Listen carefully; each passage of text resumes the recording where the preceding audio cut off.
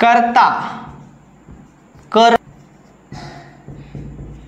बघा लक्षात घ्या, बाकी काहीच बघायचं नाही तुम्ही. आता मी काय सांगतो पहा. कर्त्याला प्रत्यय नाही, झाला कर्तरी प्रयोग.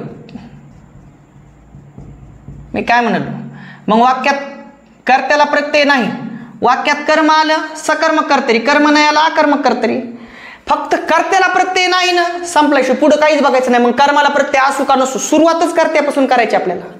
कर्त्याला जर प्रत्यय नाही तर मग कर्माला असू का नसू काही घेणं देणं नाही, कर्तरीच प्रयोग. कळलं का तुम्हाला?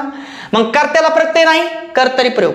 कर्त्याला प्रत्यय नाही, वाक्यात कर्म आहे सकर्मक कर्तरी. कर्त्याला प्रत्यय नाही, वाक्यात कर्म नाही अकर्मक कर्तरी. ते तर विषय आपल्याला तुम्हाला कळालाच आहे. पण एक गोष्ट आता ते सोडून द्या तुम्ही, 3 प्रयोग मुख्य सांगतो तुम्हाला, कर्तरी कर्म आणि भावे कसे.